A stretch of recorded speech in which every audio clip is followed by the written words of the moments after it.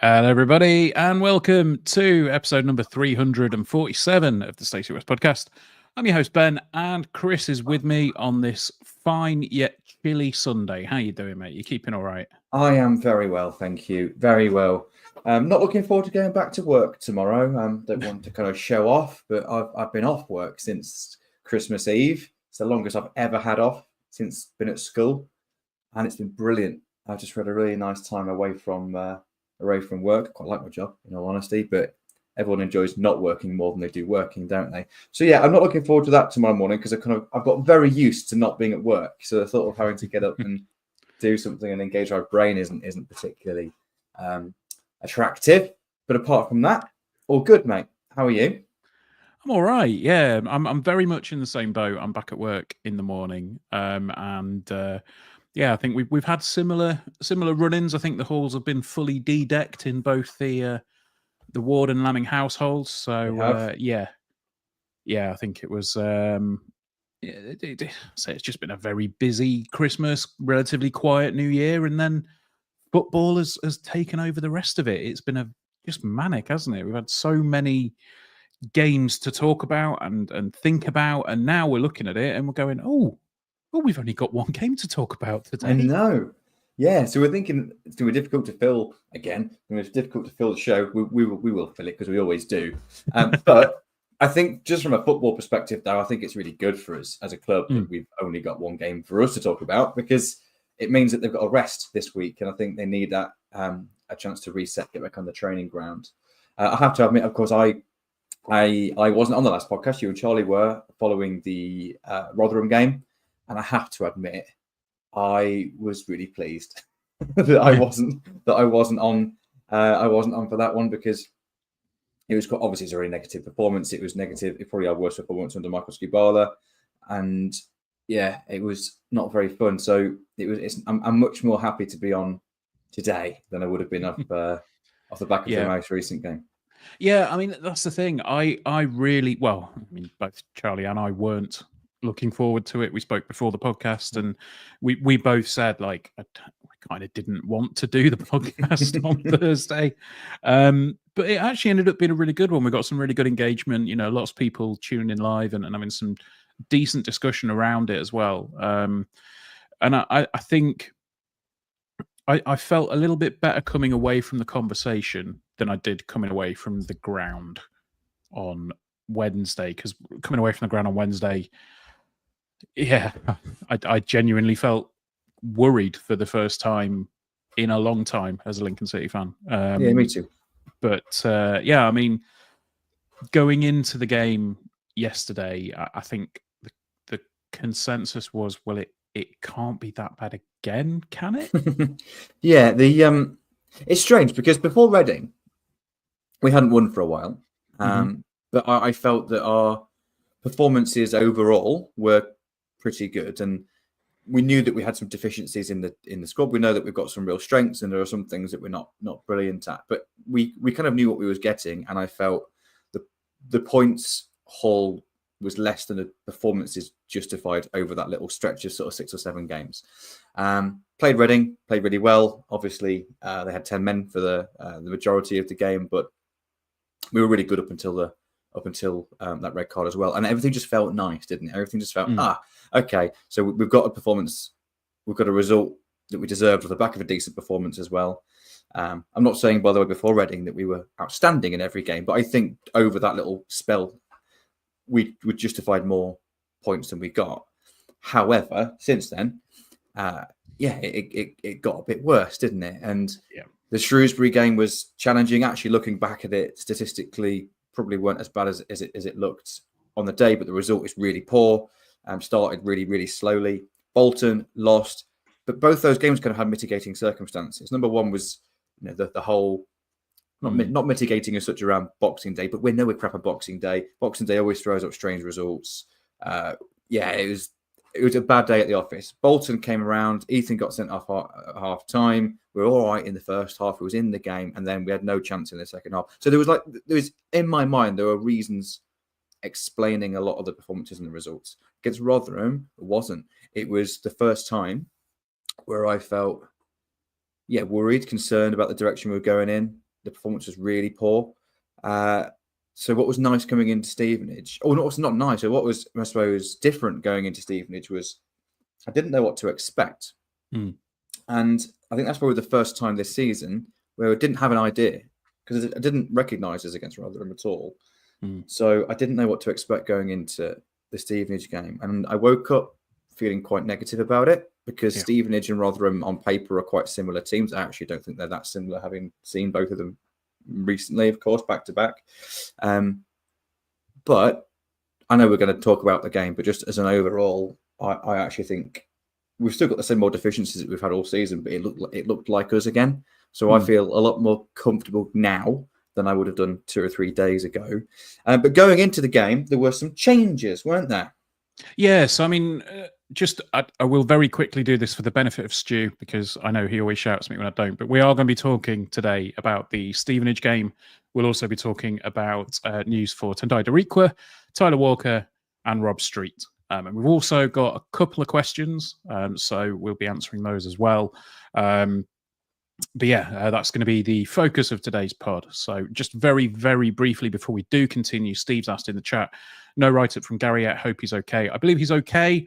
Just had an exceptionally busy day, and as such, he's not had time to get his write-up done. It will be done, I believe, tomorrow, which is probably enough time to sleep on it. I think he probably could. We all could have done with that after Wednesday, couldn't we? But yeah, look, going into the game, lineup came out. Ethan Arahan obviously coming straight back into the first 11. Tom Bayliss starting. No Eric Ring due to illness, and no Ben House due to what has, I believe, was described by Marcus Cabal as a calf injury. So yeah, I'm not too sure how bad that's going to be. Hopefully it won't keep him out for too long. But just a note on Eric Ring being out through illness. Stu mentioned in our group chat that he was in the club shop relatively early in the morning, and he saw Eric Ring there, and he had a quick chat with him. He said, yeah, he's felt really, really like dog rough with this flu bug. And anecdotally, I've heard that has completely ripped through the camp, not just playing staff, but also backroom staff and others. So, you talk about mitigating circumstances. Obviously, you don't want to pin it on that and say, oh, well, that's an excuse. That's why we were crap. But it's one of those things that nobody really notices or pays attention to, do they? Because if you're injured, then you're out injured. If you're ill, you will try and play through it. But I mean, I've tried to do full day's work at, when I'm under the influence of, cold and flu, even under the, cold and flu meds. And it's not easy. So when you're trying to be a professional footballer in that situation, I imagine it can only be, just as bad. So not pinning it on that, don't use that as a stick to beat us with. It's like, it's just something that we've heard, and it's like, oh, okay, right. It kind of goes some way to explaining a little bit of lethargy, maybe. But yes, yeah, it does. I think Michael alluded to it before the Bolton game. He didn't make a big song and dance about it, because I think one thing that people Tom have Shaw was opinions. out, wasn't he? Yeah, people have have their own opinions on Marcos Kubala. I think we all know where we stand, but I don't think anyone can ever criticize him for making excuses. I think he's always been pretty open and honest about the situation, but he's never really let injuries, etc., really be an excuse. It's not, some managers in their press conferences, when there's players out or there's people ill, for example, that's all they talk about in their press conference. I think Michael mentions it and then he leaves it. So he mentioned it in the lead up to Bolton, but because he hasn't made a big song and dance about it, we all don't notice it, don't pay a huge amount of attention. And again, not saying that, oh, it's all okay then, they've been poorly, therefore that justifies the poor run. But it's worth, it's a factor to consider. It's a factor that consider, especially when there's lots of games back to back, players maybe just not quite performing at 100%. You've only got to be a couple of percent below maximum, and it shows at this level. So yeah, it's not it's not a big thing. I don't think it's a something to, use as an excuse, but it's worth mentioning, absolutely. Yeah, and absolutely. He sadly missed out, and I know he hasn't had a huge amount of starts, Eric Ring, this season. I think he's definitely one for the future, but he's looked really threatening when he's come on. He's been a really good impact off the bench a lot of times, and I think we've missed him over this last period, to be honest. Well, I think anyone that's out, particularly when you've got a lot of games in quick succession, when you are going to need to be rotating your squad. I mean, anybody out of the picture is going to be an impact, aren't they? You're not going to have if you've not got your full toy set to play with. You're not going to be able to have the best of times, shall we say? Indeed. But yeah, I mean, look, the lineup. Looking at it, I think it was. Again, it was as strong as we could potentially be. It was nice to see Ethan Arahan coming straight back in.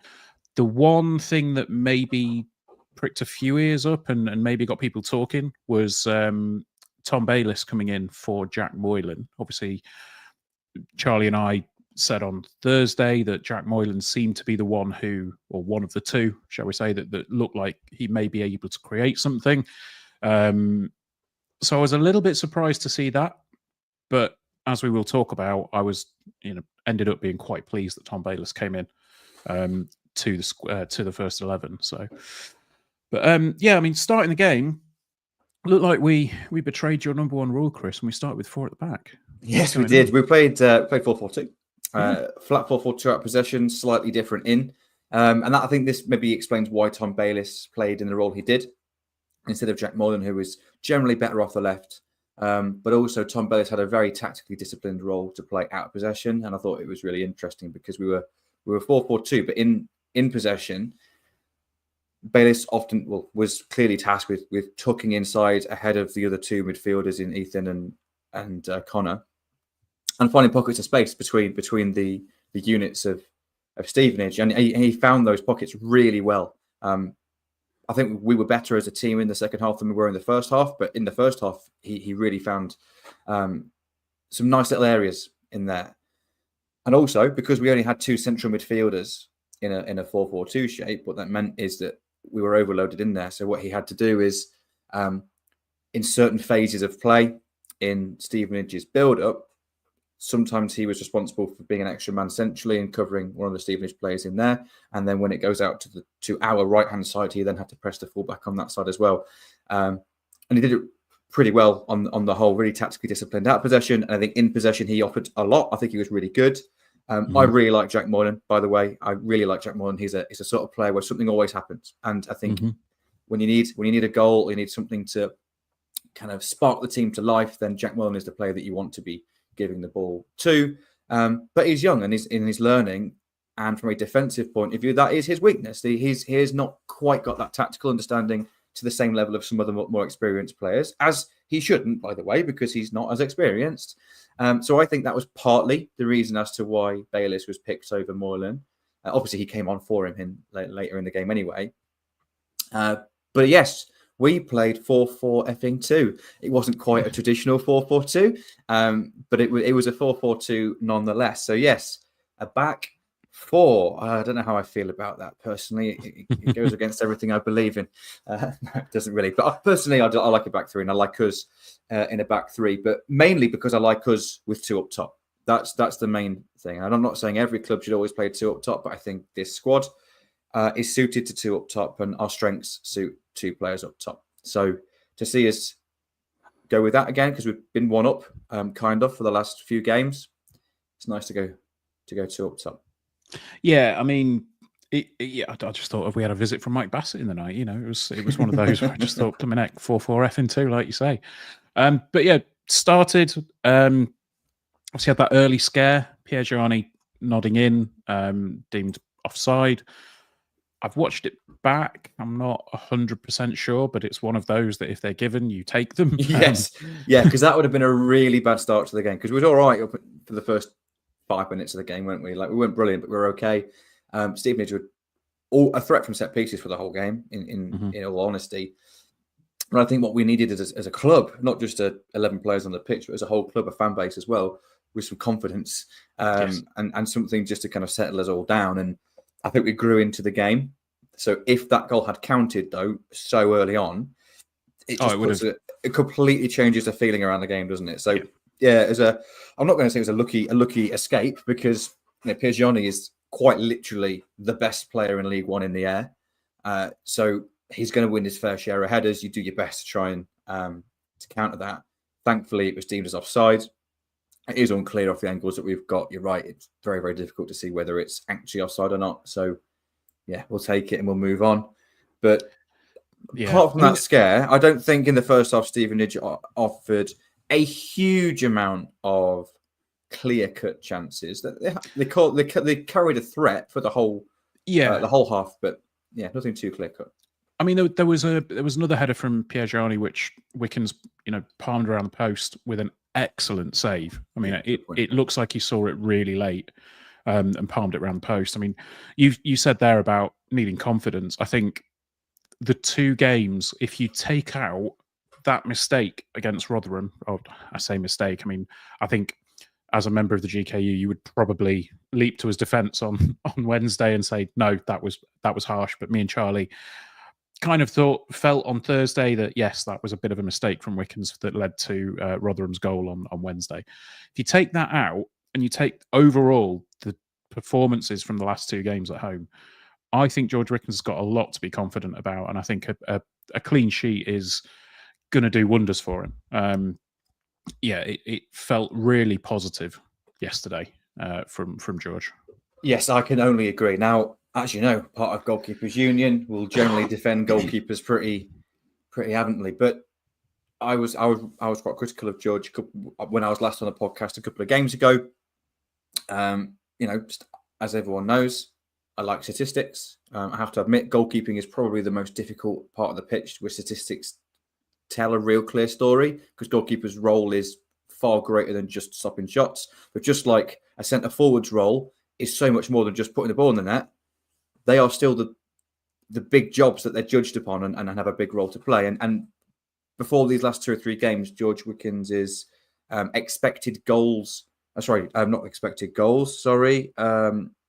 Goals prevented metric was -5-ish, which meant we'd conceded more goals than we probably should have done, without ever kind of fingering the blame directly at any individual goals. That would indicate that over the course of the season so far, he maybe should have saved a few more than he had done.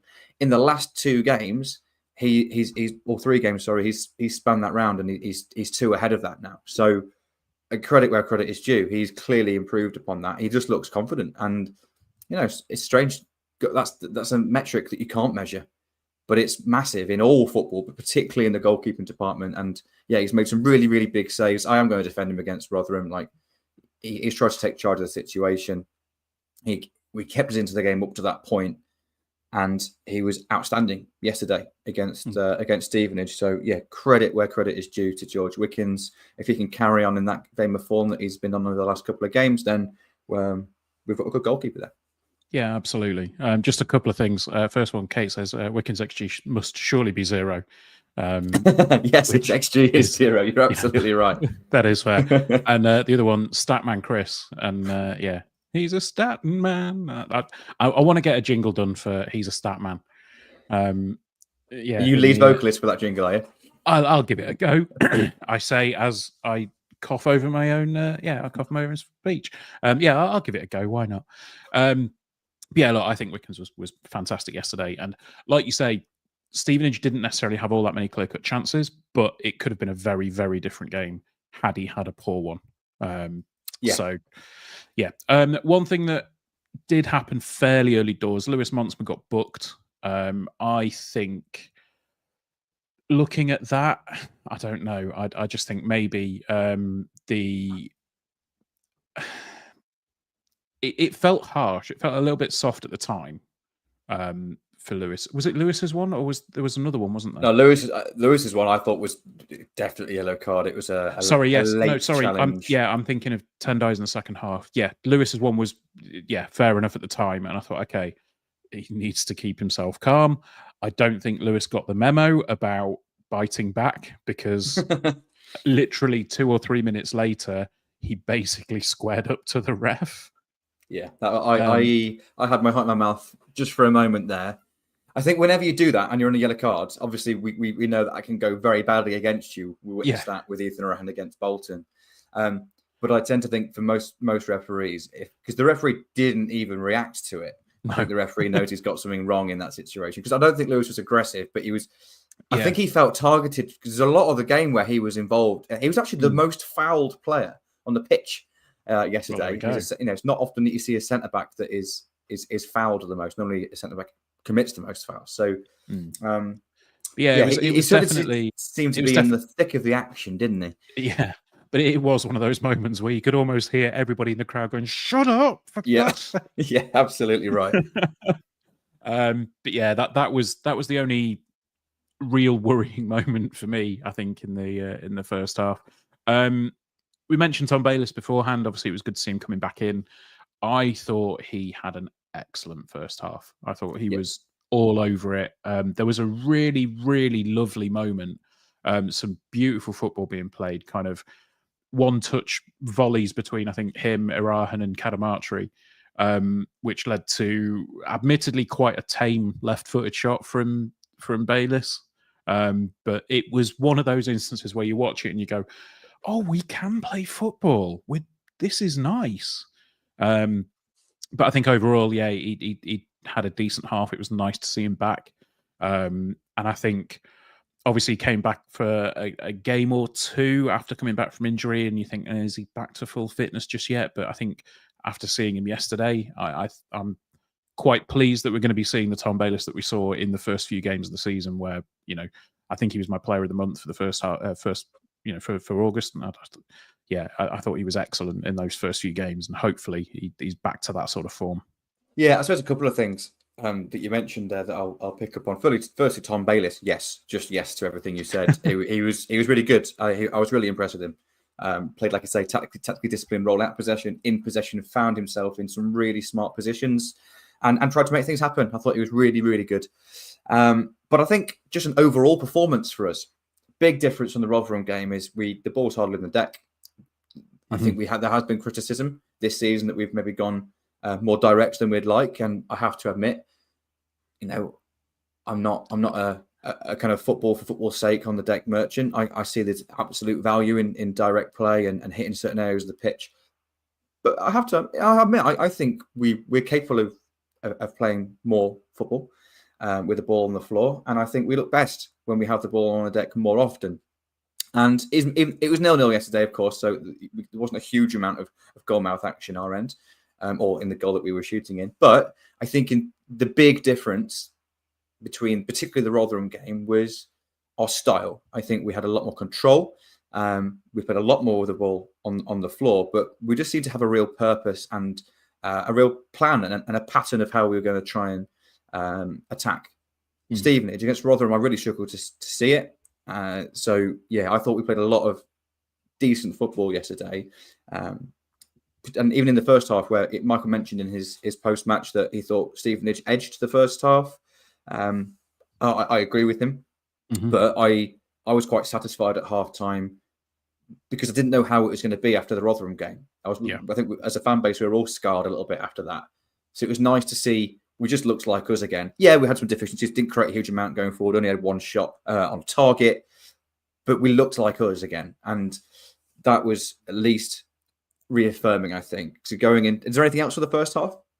There's just the only other bit that I've got here is Makama had a shot bang on half time, which forced that corner, which I think looking back, it actually takes a deflection before it hits the keeper as well. So, I mean, it was I think there was more to be, well, I said to somebody at half time yesterday that, there was more to be positive about in the first half yesterday than there was in the whole of the Rotherham game.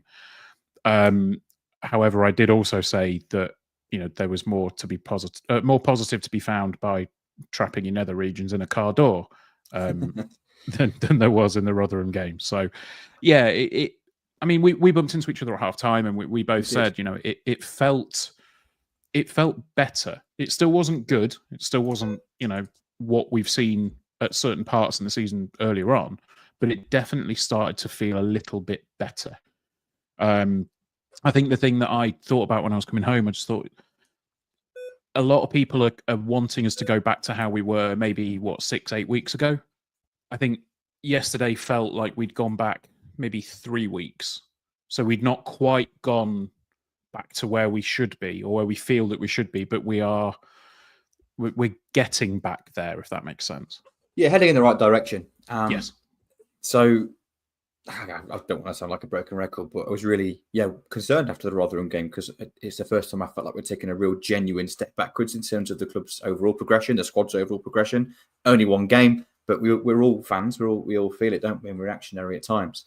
So I felt like it's just moving in the right direction, more recognisable from us. At half time, just kind of felt that's something to build from now. Mm-hmm. And it can go one of two ways, of course, because we're okay in the first half against Bolton. So of course, there's a lot of factors there. Thankfully, we kicked on and we improved even more in the second half. But I was mentioning we bumped into each other at half time. I felt quite not confident, but positive because I just felt like, okay, I recognise this football team again now. Yeah, and it's not perfect by any means. We know what we're not great at, but at least it recognised us.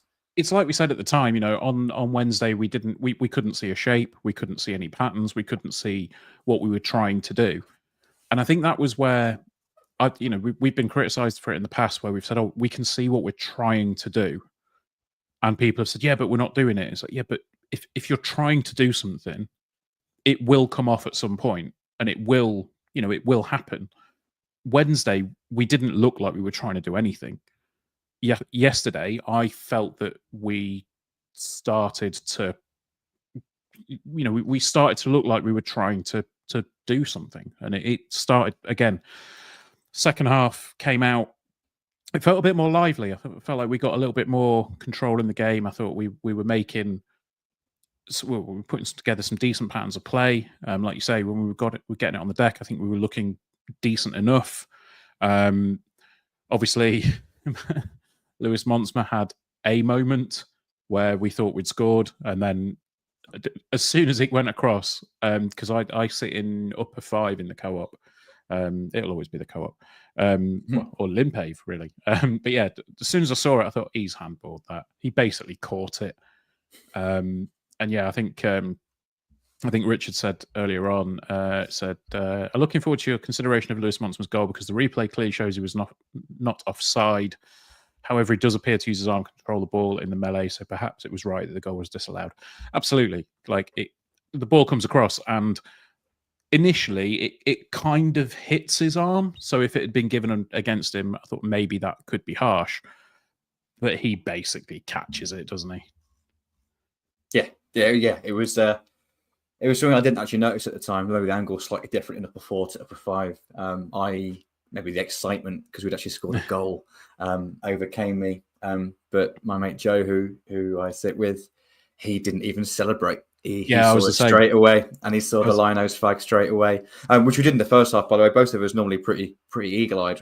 We're spotting offsides and the Linos flag going up. But then, I missed it. Obviously, it wasn't offside this time; it was handball. But he spotted it, didn't even celebrate, and I was going mental for a split second. And then you feel embarrassed about it. You don't like, oh no, I should have seen it. But it was a nice moment that was short-lived. One thing we didn't mention in the first half, by the way, we mentioned Rotherham's disallowed goal. We didn't miss them missing an absolute sitter, by the way. Oh, Stevenage, Stevenage, not Rotherham. Sorry, Stevenage. Yes, Stevenage. Yes, yes, no, of course, yeah. There was the shot came in, hit the post, and then came out to, was it Watkins? No, Roberts. 1 second. It was Roberts, I think, wasn't it? Yeah, Tyree Simpson, I think, or I don't know. It doesn't say on here. I think it was Roberts that had the follow-up shot, and he kind of skewed that, and that was a bad miss. But he was also offside, so yeah. Oh, which is why I can't find it on here, because what you normally do is you click each shot that's registered, and then it tells you and it's basically just marked on the pitch. And all you have to do is remember what minute it was in approximately and whereabouts on the pitch it was, and you can normally work out what it is. It tells you what the expected XG was. So around the shot. But because it was offside, it doesn't appear anywhere, so I can't tell you what it was. But it would have been pretty high if it did count. Yeah, Thompson had the shot, came off the post, and then I think it was Roberts that had another shot that It hit the outside of the post and went out. But yeah, that was a poor miss, and that's some foreshadowing. Indeed. But yeah, I mean, I think overall, like we looked a little bit brighter in the second half. I think Kadamatri made he forced a decent save from the keeper from distance as well. Keeper managed to push that one out. But I suppose we've got to talk about the big moment, haven't we, Chris? We have. Where, yeah, again, decent move. I think Moylan gets it out to Rico Hackett. Ball gets fizzed in. Jovon is 5 yards out, and he pretty much clears the Stacey West. Yeah, I think you can't not criticise that. You can't defend it. It's a sitter. The guy's missed a sitter. We all thought it was going to be a goal. Really good move to create it. He's going to be disappointed, obviously, with it because I think he had a pretty good game up until that point. Obviously, he came off immediately after that for Freddie Draper. But up until that point, I think Jovon had a good game. We only had 5 touches in the box in the whole game as a team. That's probably the negative for this performance. A lot of the rest of it was good, but that last action, as has been a negative for the majority of the season, was missing on the whole. But that was one of them that was big. Jovon had 3 of our 5 touches in the box. Obviously, his shot was one of them. He had a 100% dribble success rate. Obviously, one of his 2 shots were on target, but his other one that should have hit the back of the net missed by a mile, and that's the bit that's going to be remembered. And you know what, kind of rightly so, because he's a centre forward, and I do understand the criticism for goal scoring numbers, but when you're not creating a huge number of chances, I have and other all round game is generally okay and good at times. I think there's more to it than that. When you miss from 3 yards out, I think you can't gloss over that. It was a massive moment. It would have been a huge kind of pressure release valve for the whole club in that moment had we scored as well, wouldn't it? And we're coming out of this looking at some real positives from the performance as a step in the right direction. But my God, if that goes in and it finishes 1-0, we feel so much better than we do now. Yeah, and I think that's the comment that I'll give it a plug. We've got the Stacey West Discord, which is part of the Patreon package. If you want to get involved, head over to Patreon and support us on that way, and you can get in on the Discord where we'll have I think we have some decent conversations in there, to be fair. But I said I think the overall game for Jovon at the minute is steadily getting better. He's not making leaps and bounds between each game, but he's constantly improving in little increments as you go along, but he'll still get judged on his finishing. And up to a point, I would say that I agree with the judgment, and I agree with the criticism yesterday for that finish, because the only thing that you could possibly say is that it's fizzed into him and it's slightly behind him, and he's hit it on his left foot, but you can't miss that opportunity. You can't. Yeah. You know what's strange? It's easier to score. Yeah, well, I think any fan watching, and this is where maybe the statistics don't always tell the whole story here, because the ball wasn't directly on the ground, he took it with his left foot. I think that reduces it. XG was 0.25. So what that means is that statistically speaking, 3 out of 4 of those are missed. That's just not true, is it? Let's be honest. Like 9 times out of 10 that goes in the back of the net, I think, for most centre forwards. You know what frustrates me a little bit about the whole discussion around Jovon Makama is that both things are allowed to be true, but it's almost like you've got to pick a side. He's either I'm a fan and supporter of Jovon, and therefore you almost feel like you're defending him all the time, or I'm not a fan of Jovon Makama, and the stick to beat him with primarily is the fact he doesn't score enough goals and his finishing isn't great. And I think both of those things can be correct at the same time. You don't have to pick a side. Is he a threat a lot of the time? Yeah, I think he's got some really dangerous attributes. Does he need to improve his finishing? Also, yes. Like those two things can be present at the same time. You haven't got to pick a side. And I think I find myself always more defending him than criticizing him. But that doesn't mean that I'm not recognizing the fact that he needs to improve his finishing. He does. And again, statistically, that does add up as well. It's not just a perception, but I don't think that means that he's crap. I don't think that means that he shouldn't be in the team. I think he offers a threat, and if he can find ways of adding some goals to his game, then we've got a real player of top League One quality. At the moment, we've got a decent League One player that's got a couple of weaknesses, and he's only going to improve by playing, but there are other players in the team that also want to be playing as well. So I get the discussion, but I think it's impossible to separate, but if you separate that miss from the rest of his performance on the whole was decent. That miss obviously was crap. Yeah. And I think that's where the nuance needs to come in. I think there's a lot of discussion around football that is very binary. Like you say, it's you are either brilliant or you are shit. There is no in between. If you're scoring goals, you're brilliant. If you're not scoring goals as a striker, you're shit. There is a middle ground, and I think unfortunately, that miss yesterday was shit. We can't deny it. No, as somebody who is brilliant at everything, you can do something that is shit.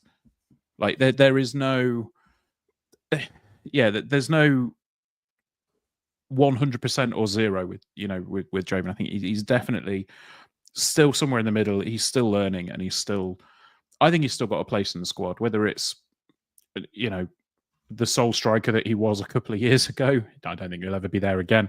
But yeah, right. So that's the big moment. And then after that, the game kind of fizzled out a little bit.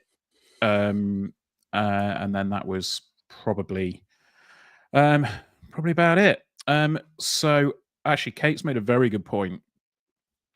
Jovon, and not just his lack of goals, wouldn't be so bad if the rest of the strike force were providing goals, but he's the only one that people come up with excuses for his poor form in front of goal.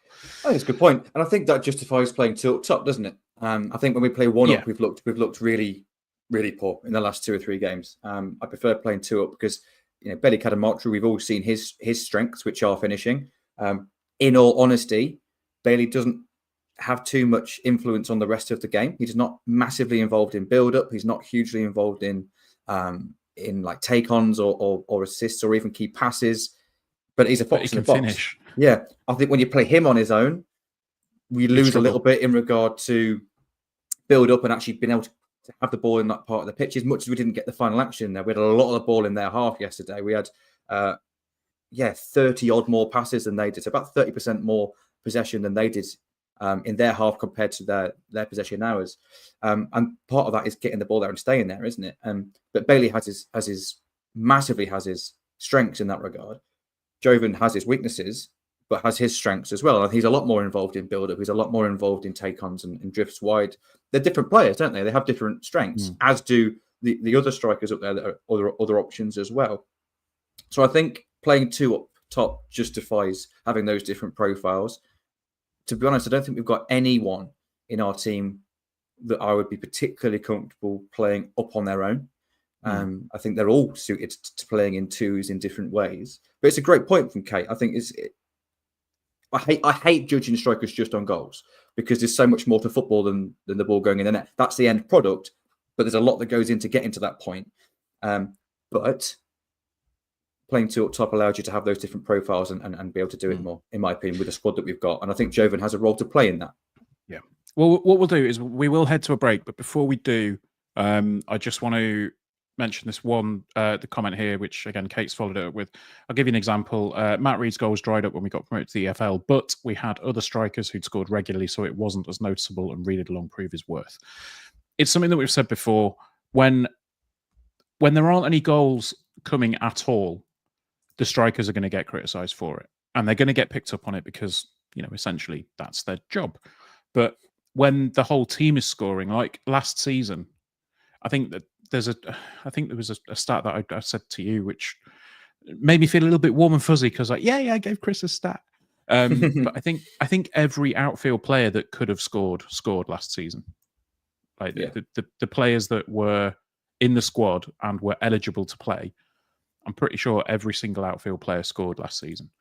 That's not happening this season, and as a result, the strikers are getting the criticism, and as a result, Jovon's getting the criticism. Yeah, I think there's definitely something to be said from that. I think also just goals generally have dried up. Yes. Particularly recently.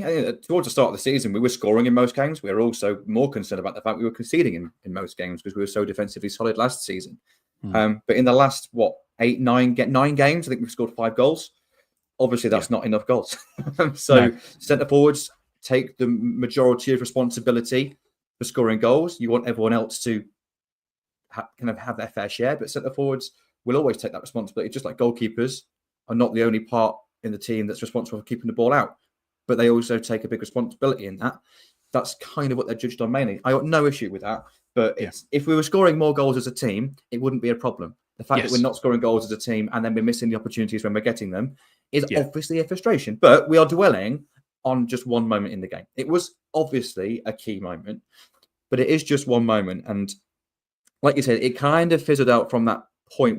We threatened at times. I think we were trying to push the game forward. We were trying to certainly threaten Stevenage. The ball was in their half of the pitch a lot more than it was in ours, despite them offering a threat on the break a couple of times. But 0-0, I think, was probably, or a draw at least, was a fair result. Yeah, a draw. 0-0 was fair. Maybe 1-1 if those two sitters both go in. But ultimately, I think a point was a fair result. Is there any other last points you wanted to make about this game before we have a break? Because I'm conscious of the time and I want to make one small thing about individuals. But this is can you make the game point itself. After we have the break? Let's do that. Because we are on 41 minutes, which is probably the longest I think we've ever gone without a break. So we will speak to those of you that are watching live on YouTube. We'll give you a quick hello. And then, we'll come back to those listening on audio in just a second after a message from our sponsors. Mm-hmm. Just seeing a comment from Kate. Sorry, it just popped up. I don't always get to see these comments, so I'm seeing it there. It's a really good point about Simon Yeo. It says, I liken it to Simon Yeo in his first season. He only scored 4 goals, but because the rest of the players are scoring, it didn't overly matter. Absolutely right. Also, the season after, Simon Yeo scored 20 goals. Yeah. So I remember being around that time, and it was like, Yeo just wasn't scoring, and neither was Dean Cropper, who was playing up with him a lot of the time. No, but anyway, yes. Hello, folks. Oh, On the internet, on the YouTubes. Are we all well? Let's go through some comments, see who is on board. We've got Andy is on board, says evening, gentlemen. Obviously, Richard, we've said hello to already. Andy is with us. There we go. That was what I was trying to say there, even though you probably wouldn't know. John Booth's with us.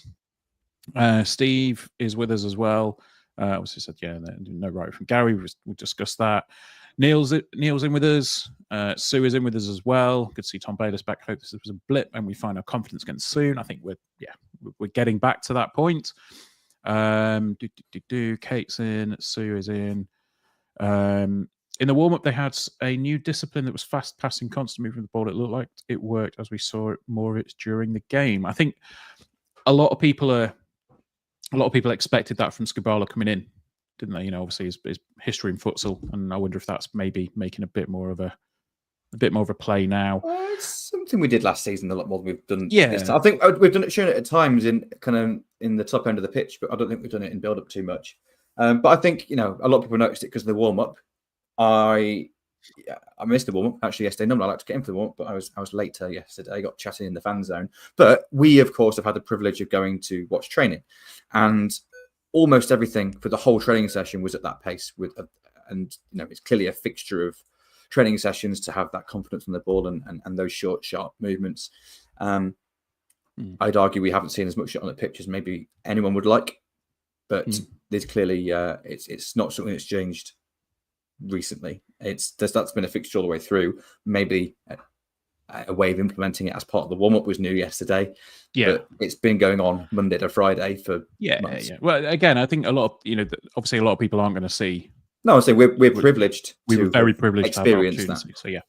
So Mark's in. He says over the past 18 months, I've praised and criticised Jovon. The fact his injuries thrust him into the team earlier than I'm sure it was planned, and it was too early. But he has improved a lot. Absolutely, that's good. I think we're in agreement there.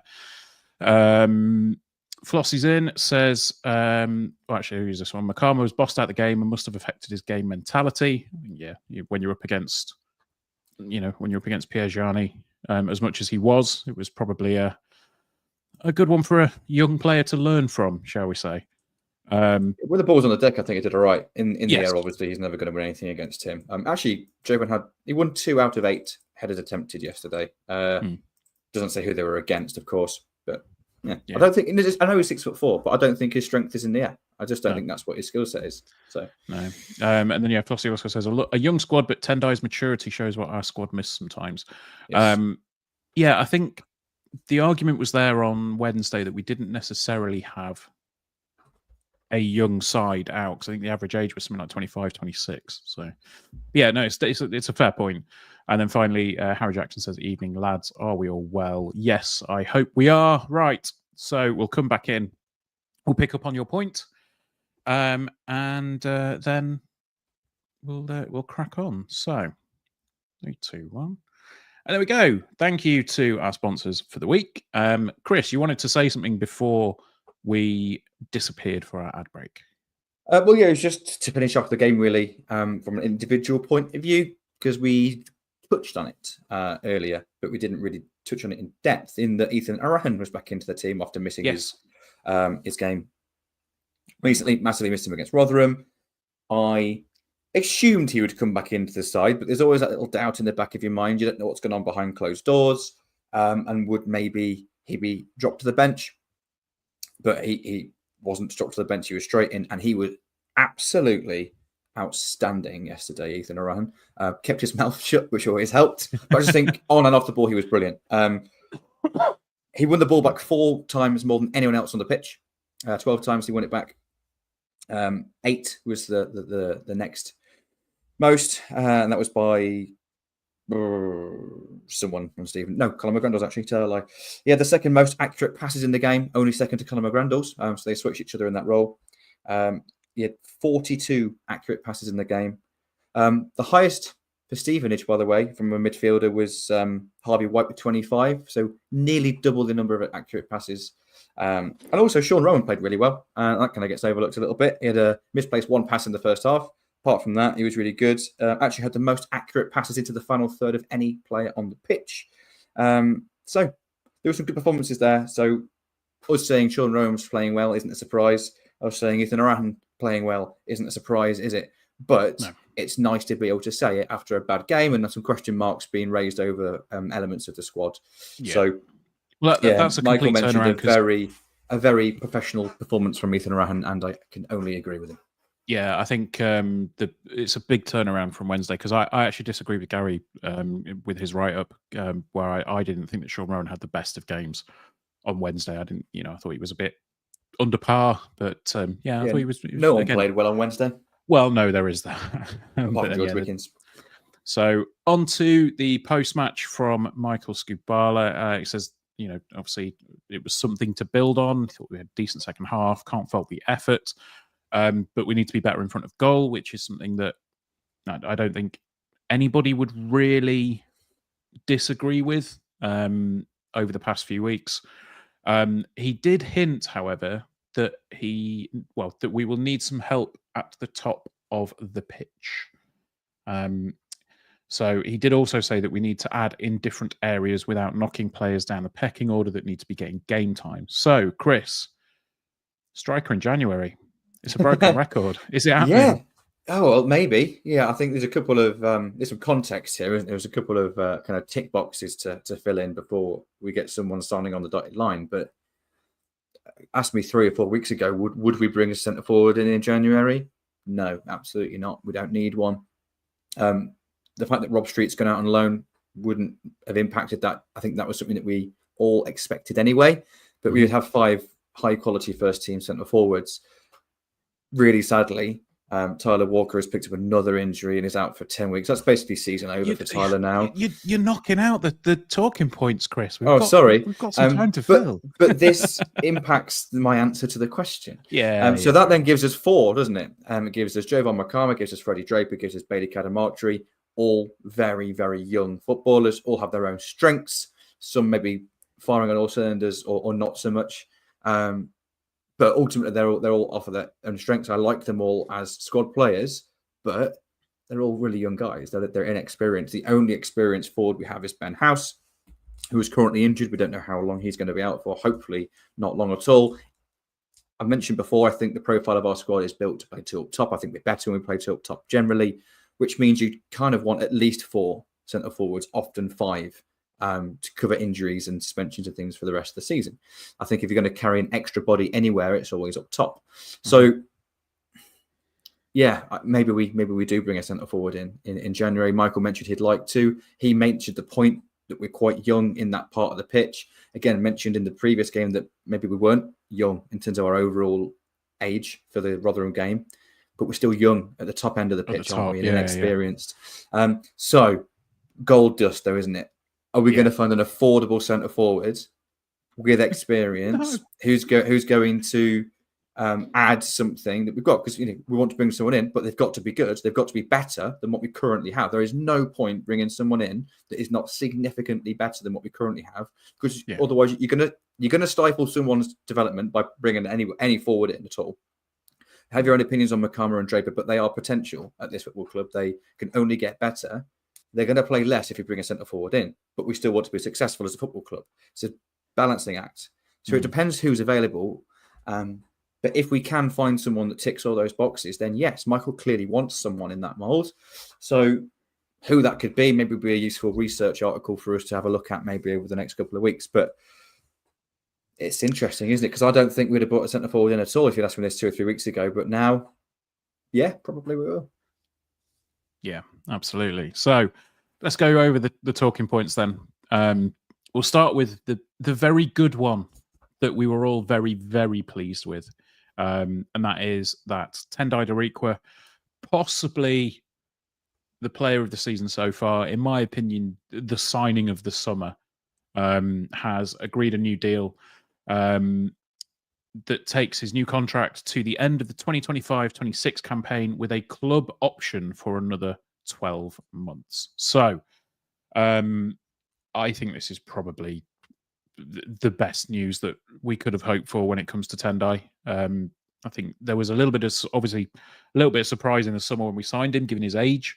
But I mean, this will take him up to what, 27? No, 37. Why did I say 27? 37 maybe.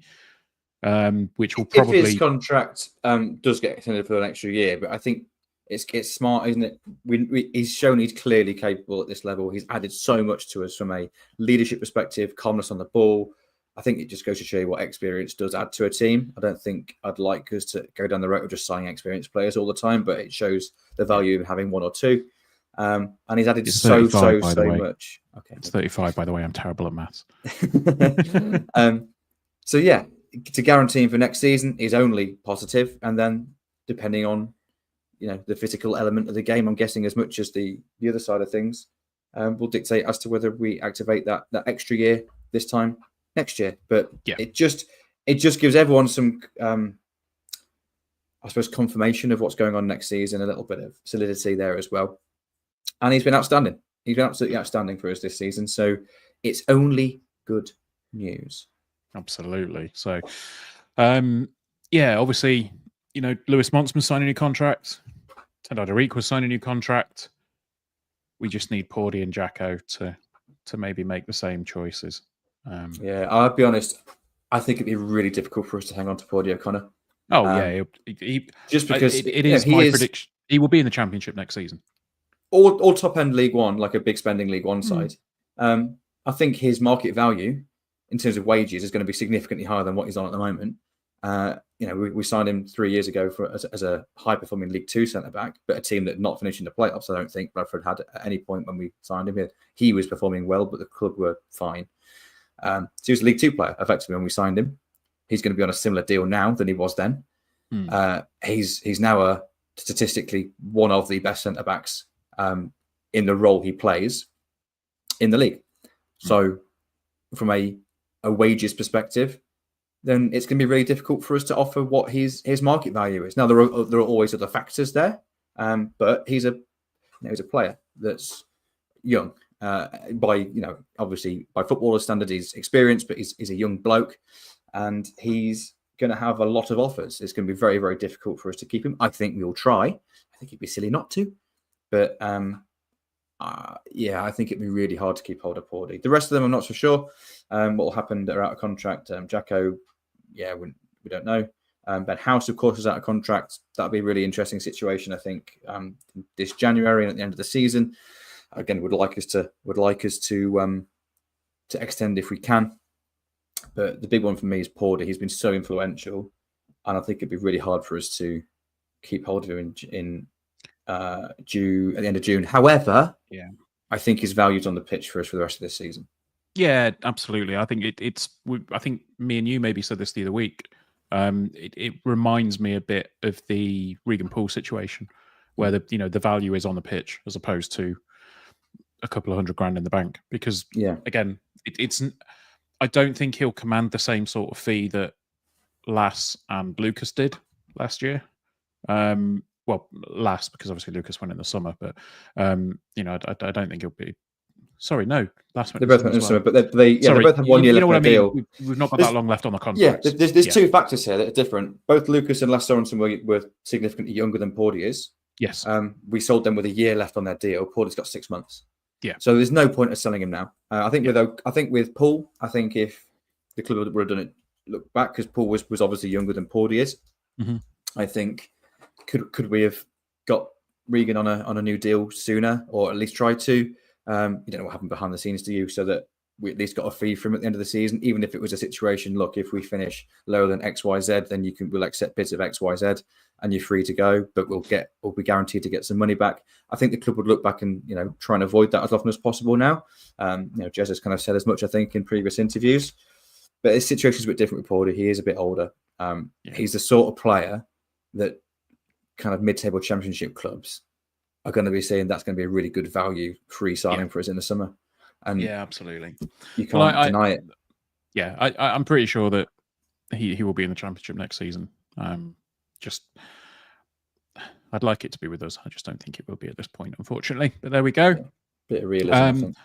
So we'll move on to a slightly decent bit of news for the player, maybe, and hopefully a longer term bit of news or good news for the club. Rob Street has joined Doncaster on loan until the end of the season. This is one of those moves where you look at it, you go, yeah, it makes sense. Yes. Doncaster are doing pretty well. If they feel they need another body in the building to score some goals and keep their campaign going, it makes sense for them to bring in Rob Street, if he can go there, get some game time, because at the minute, unfortunately, he just doesn't seem to be getting that opportunity at Lincoln, or whether it's from performances in training or anything like that. I don't think he will be getting a first team shot anytime soon at the Imps. And I don't think he was signed for that either. He's a 4-year deal for a reason. We see real potential in Rob Street, but he's not there yet. But he's only going to develop if he plays games. Mm-hmm. He wasn't playing games here. He was down the pecking order here for reasons that you can only trust the manager for. We don't see them every single day at training. We can't even judge what they've done on the pitch because they haven't been on the pitch very often, has he? So you just got to trust the club here, I think. But he's absolutely going there to play and to come back here in the summer more ready to play first team football. That is the aim for everyone here. He's not going there because it hasn't worked out and we're going to sell him at the end of it. I think this is very much a development loan. He came on at half time yesterday as well for Doncaster, so that's a positive. It shows that he's already he's already kind of getting minutes, so that's good. So I think if all goes well, it's only beneficial for everybody involved. So good luck to him. I think he's slightly unfortunate though, is that he's gone out on loan at the same time that both Tyler Walker's picked up another injury and Ben House is out as well. Again, we don't know how long Ben's going to be out for. Hopefully it's just a one-game thing. But it's unfortunate for Rob for that reason. But ultimately, he needs games. He's only going to develop if he plays. And he's more likely to play in League Two at Doncaster for the rest of the season than he is for us, it would appear. Yeah, I mean, Sue's just said here, Rob had a great start at Donny and could end up with a promotion on his CV. The fans like him already, apparently. Good. Be quite an interesting one. And then finally, last bit of news, which kind of came out in the sandwich in the middle. It wasn't a very nice filling. Tyler Walker, unfortunately, is out for another 8 to 12 weeks, according to Michael Skubala. Which, I mean, it's the end of his Lincoln City career, isn't it? I don't think we'll ever see Tyler in a Lincoln City shirt ever again. Yeah, it's really sad. It's really, really sad. There's two, again, similar to the Makama discussion in regards to both things can be true at the same time. Yeah. it can be a massive, massive shame from a human point of view for Tyler, and genuinely gutted for him more than anything, as well as our football club, because we know his quality on the pitch. But it's also the realism side of it, the business side of it, I suppose, as well, in that there's the value on the pitch. I remember all the way back when Michael Bostwick was released, after being such an important player for us for such a long time. Don't remind me of such a tough Yeah, time, sorry. Chris. But he was out a little bit injured. He suffered from injuries. A few did that season, and it was mentioned that you look at it from what's the cost per appearance. So how much are you paying per 90 minutes, basically, for each player that's in your squad, and you want to kind of make sure that's relatively similar for all players. And by no fault of anyone's, Tyler's been nowhere near that. Obviously, I don't think the rumours of his substantial wage are true. In fact, I know for a fact they're not. Yeah. But he is picking up a wage, and he's not performing in the team. And at some point, you've got to make a harsh decision, haven't you? And this summer is when his contract is up. I really sadly expect that to be shake hands and goodbye to Tyler. We all wanted it to work out, but sadly, and I mean it sadly is the right word. Sadly, it hasn't. Yeah, I think that's it. It's a massive shame, and I think first and foremost, the thing that my mind immediately goes to Tyler as as a young man, as a person. A lot of people, and I've seen a lot of comments, get rid of it. Get rid, terminate the contract, or this X, Y, Z. It's like, number one, I'm pretty sure that wouldn't be legal to do. You can, but it would cost you. You have to pay up what is left in his contract anyway, so you wouldn't save any money doing that. Yeah, that's what I mean. Like, there wouldn't be any legal way that we could just cut him loose for free at this point. But secondly, like, I feel so badly for him, because everything that I've heard from people that have been, at the club or have been associated with the club, or when he's been, when he's been able to get out and about, he's the one that's kind of in the community, and he's doing things for the club. When we went over to the training ground, he was there. He was, by all accounts, one of the first in, straight in the gym, trying to get himself back, build his fitness back up and get back there. I've heard from other people that spent some time at the EPC, similar stories. He was absolutely trying to get back and be the player that he could be. Unfortunately, his body's just let him down, and I think ultimately, as sad as it is to say, I think it's probably the end of his footballing career. I don't think there'll be a professional football club that will want to take that risk after this. I mean, obviously, we were that club. We were the club that took the risk when he came back, and it hasn't worked out from a purely business perspective, and from a footballing perspective, it hasn't worked. It's really harsh to look at it when it's that black and white. But when a player becomes available like Tyler Walker for, as you've suggested there, the wage that was not as has been rumored, when a player is in that position and he wants to come back and play football for maybe a bit less money than you would normally pay for him, I don't know. Like, surely it's worth the risk. It's just unfortunate that the risk hasn't come off for us this time. Yeah, hindsight's a wonderful thing, isn't it? If you knew what the future was, we'd all be very, very rich. Speaking of which, I've just found a chocolate coin from Christmas. I'm going to eat that. If I knew it was real. It's easy to look back with hindsight and say you shouldn't have signed him. But at the time, we were all really excited about the signing, weren't we? All of us were excited about the signing. And the best version of Tyler Walker would have added something huge to this football club. And we never got to see it. Sadly, it's not like he performed badly. He just never had the opportunity to perform at all, really. And that's the biggest shame. But I do absolutely wish him all the best. I really hope he can get his career back on track, play football for someone consistently next season. I don't think it'll be with us. And that's not that I wouldn't want it to be. I just don't think it will. So that is sad news. But like you say, there's the two sides of it. There's the human side, which we can have genuine sympathy.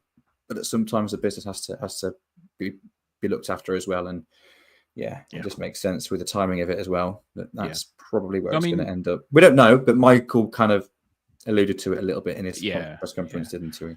I mean, like John's mentioned here, he says if they always worked out, then it wouldn't be a risk. If it's worked out for us for Monsma, but not for Walker, and I think that's the big difference. You know, when Tyler signed, obviously there was the talk of, why are we always signing injured players? We're always signing Crocs. It's like, okay, well, we've had this discussion plenty of times before, but number one, no. But number two, even when players have a history, we've had instances where it's worked out. I mean, Neil Erdley, before he came here, was a horrendous injury record, but we managed it and he became one of our top performers.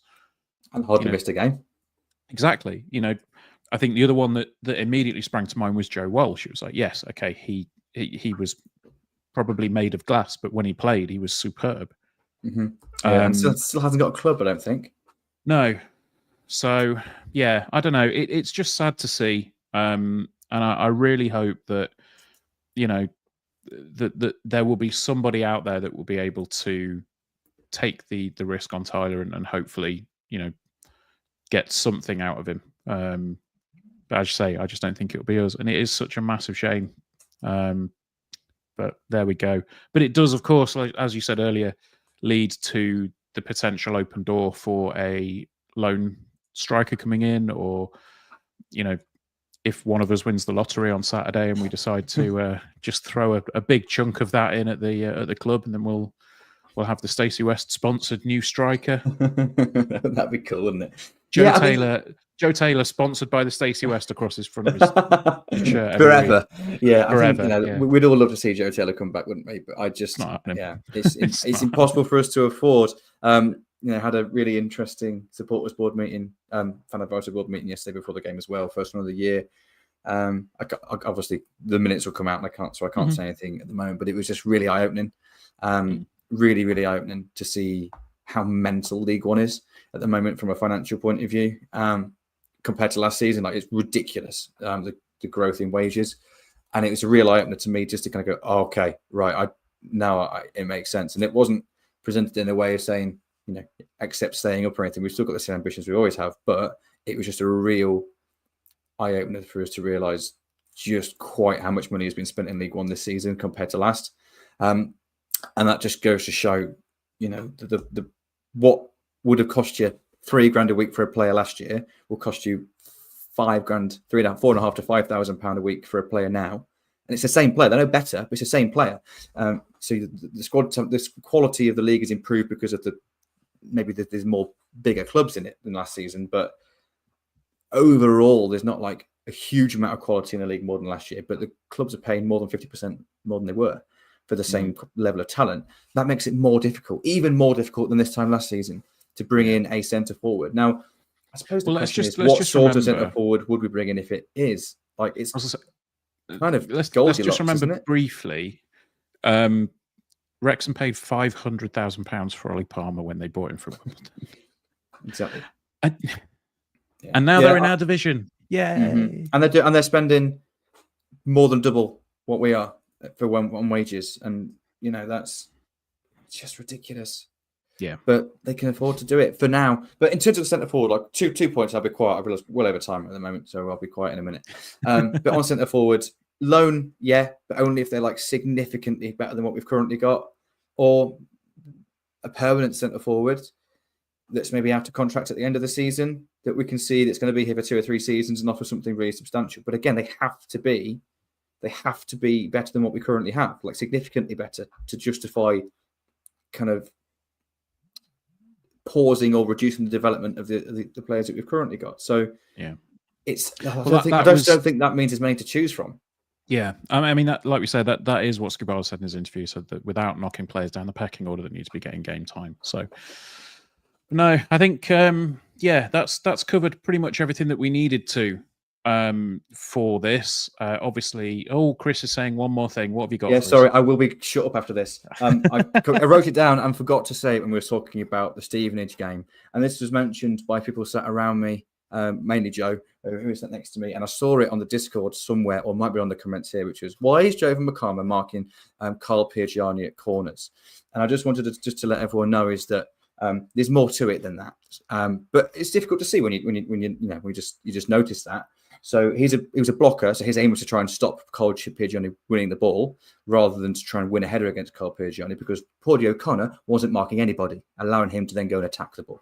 And that's how Stevenage set up against us with Piergiani as well, by the way. So just so you know, Jovon Makama is not marking Piergiani or the best or biggest threat to the opposition on corners, but he's physically strong. He can stop those players getting to the ball more often than not. And it allows Paudie O'Connor to not have to mark anybody, so he can go and win the ball, which is why he's often the one that you see making first contact. If Paudie had to mark a particular player, he wouldn't win the first contact as often because he's responsible for a player, not just the ball. Just wanted to make that pretty clear. There we go. Right. Well, I think that's probably a decent spot to wrap up. We are 71 minutes in to episode 347 of the Stacey West podcast. Chris is looking rather sheepish at that fact, but I mean, what do you expect? Look, we're into 2025 now. We've got Birmingham City away next weekend in the FA Cup. I think it may be yourself and Gaz this week looking ahead to that one. We don't know. We've not set a rotor up just yet. Yeah, I haven't looked that far ahead. No idea. No. So yeah, look, thank you for joining us. If you've joined us live on YouTube, it's massively appreciated.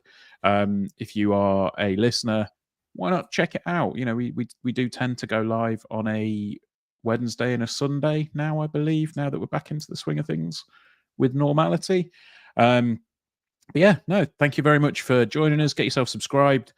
Chris is going to go and eat his chocolate coins, and we'll see you. We'll see you next time. Up the imps. Up the imps.